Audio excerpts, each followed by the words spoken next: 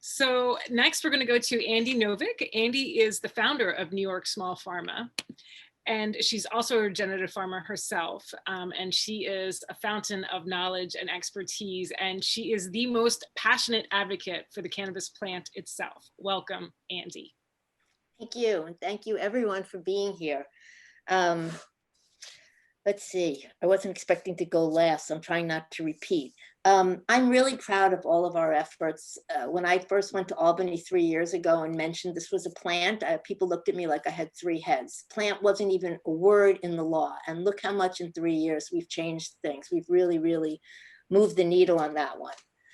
But today is Earth Day, and we're supposed to be talking about the survival of the species on this planet.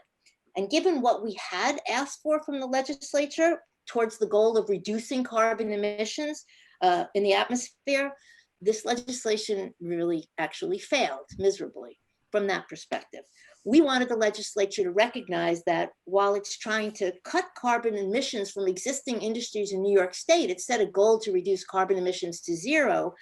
It certainly shouldn't be opening its arms to a brand new industry that would undermine that goal. And that's what we said to the legislature. We wanted the law to mandate that all cannabis be grown outdoors regeneratively, because outdoors regeneratively, as you'll hear, can really save the planet, whereas the indoor growing, well, I'm going to talk about the indoor growing. The indoor growing, the indoor cannabis cultivation industry is one of the absolute worst industries in the nation in terms of carbon pollution, in terms of the amount of greenhouse gas that's emitted. And there's absolutely no reason to be growing the plant indoors. We only grew it indoors because it was illegal and we were trying to hide from the authorities, right? I mean, that's what it was about, but now it's legal. So it's totally ridiculous to still be growing it indoors. And it's such a destructive industry. It should be illegal to grow it indoors. It's certainly immoral. And as Donna mentioned, they tried to ban outdoor growing, the medical cannabis industries, and that should tell you something about this industry. But we prevailed on that. And now you're going to have choices about whether you can buy cannabis that's grown indoors or outdoors. And that's what Brian was talking about. It's really important to vote with your wallet now, and to support us as we move forward with regulations to try to make sure that there's a supply of outdoor sun-grown regenerative cannabis. By the way, I've heard that people are told that the cannabis grown indoors is better. That's a lie. And you should really follow the money on where that rumor might have started.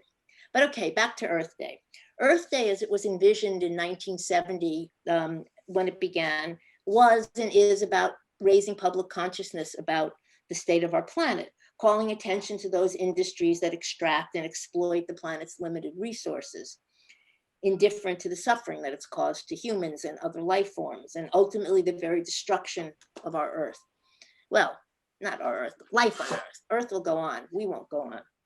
So what does such an earth-destroying industry look like in this context, you ask? Well, the indoor cannabis cultivation industry is such a glutton for energy, it's 50 to 200 times more energy intensive than your typical office building.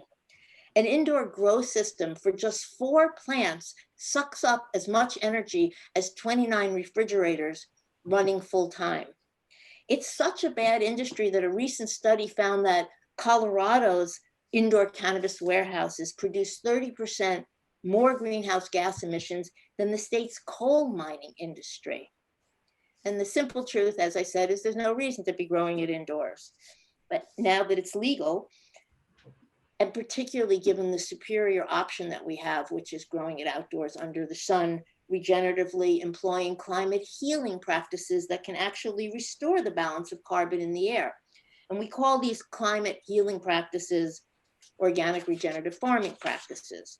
Regenerative farmers grow cover crops to enrich the soil, and we don't use synthetic pesticides, but instead we create a permaculture in which we invite the good bugs to come and eat the bad bugs. There's a lot more to that, but suffice it to say, for now, growing regeneratively will be pulling the excess carbon out of the atmosphere and sequestering it in the soil where it's going to stay because we don't disturb the soil with excessive tilling. This ability to remove the carbon from the air is critical because just reducing carbon emissions, it's too late for that. We're too far gone. We have to affirmatively pull that carbon out of the air. It's only been a century that chemical companies and big ag have taken our limited resources and poisoned the land and the air and the food with their harmful industrial practices. And the corporate indoor cannabis industry is just the latest player on the block to follow the mold of take, and not care about the consequences as long as everyone's making money there. But this way of thinking, this is what's annihilating our ability to live on the only planet that can support us. And it's this way of thinking that requires a paradigm shift in consciousness if we're to restore the health of our planet. So I'm also going to talk about consciousness for a minute, as everyone else had. It's not a coincidence that it's the cannabis plants that is trying to shift our consciousness before it's too late, because cannabis has the unique ability to alter consciousness. This plant is really trying to help us. It is such a caring and nurturing plant. It can heal so many cancers and many, many illnesses and diseases that we suffer from. It's good for our brains, it's good for our bodies. We know that the cannabinoids in the cannabis plant bind automatically with the cannabinoid receptors that are abundant in our brain and in our bodies, and that's what can reduce inflammation, can protect us from deterioration, memory loss, inflammation, particularly as we age. She's compassionate. She relieves all our aches and our pains. And she helps us to expand our consciousness by encouraging us to be present in the moment and to be reflective. And so let's get conscious and reflective just for a moment, because I want you to consider the choices we're not going to have. Not all cannabis is equal. New York's market will include the superior, regeneratively grown, nutrient-dense, pure, healthy cannabis, as well as the corporate produced stuff. I want to ask you now to just consider that as you're being reflective. Which cannabis do you want to put in your body? And hopefully this will answer the question of, does it really make a difference and which one's better? You have your sun-loving, consciously grown cannabis plants tended with home-brewed organic teas, our own co-created manure, alfalfa meal, organic straw mulches, sea kelp. Regenerative growers plant cover crops of clover and vetch and oats and sweet pea to feed and regenerate the soil. Our plants are free of noxious chemicals, and the plants are surrounded by trees and flowers and buzzing bees and singing birds, while being energized by the sun over a 7-month period.